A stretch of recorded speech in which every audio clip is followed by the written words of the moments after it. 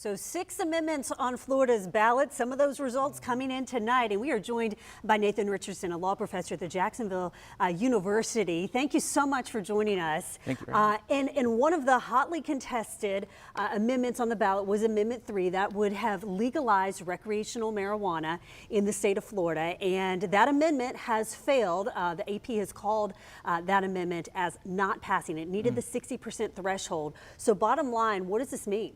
It means that Florida is not following the trend of a number of other states and moving towards greater marijuana legalization. Florida, a few years ago, by similar amendment process, legalized marijuana for folks with certain medical conditions. That remains true in Florida. Interestingly, that took a couple of tries on the ballot too. So it's possible, we don't know for sure, but it's possible the supporters of this amendment will come back and try again, and that experience suggests that it might pass.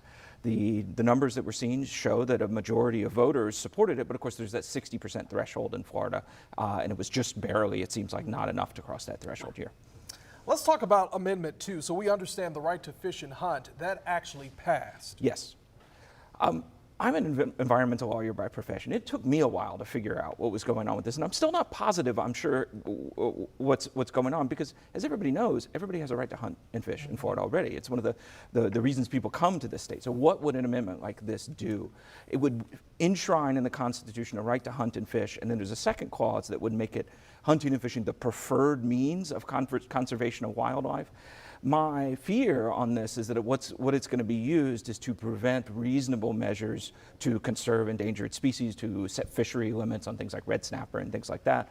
We'll see how the courts interpret it and how it plays out in practice. Maybe it will mean not a lot of change at all, but it's one of those amendments where it looks like it does nothing. It's put on the ballot by the legislature, but depending on how it's interpreted by the courts, it could have a major difference in how we protect wildlife in the state. Very interesting. Another amendment that has had millions, tens of millions of dollars poured into it is, of course, the abortion amendment. Kind of explain what that would do if it does meet that 60% threshold and if it's passed here in Florida. If it does meet the 60% threshold, and it's quite close right now, what that amendment would do is prevent the legislature from passing new laws that would limit abortion before viability. It would also repeal what was first a 15-week and now a 6-week ban that was passed after Dobbs here in Florida, and return us to the viability standard, which is a rough plurality of states approach, about 14 states.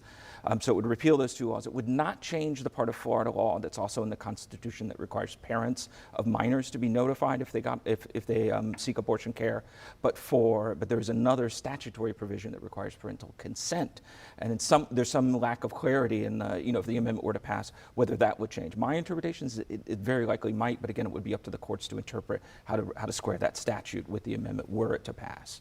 I know that's something that a lot of people have been questioning about that particular phrasing in the amendment.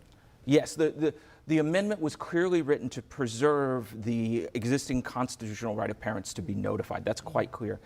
The way constitutional amendments work, though, they can only be 75 words long, so you can't account for everything in them. Also, the parental consent requirement is, again, not in the Constitution. That's by statute, right. And so it's not totally clear if it would be repealed. Again, that would probably go to the courts. If it is, then that's something. Now the abortion rights are constitutionalized, and the legislature couldn't put it back in there. Okay, well, we are continuing to watch all of the results come in on these 6 amendments on the Florida ballot. Again, the marijuana amendment has failed. The hunting fishing amendment on the Florida ballot, amendment number 2, has passed. Nathan Richardson, thank you so much. And we're going to be checking in with you a little bit later on as we dive deeper into some of these amendments.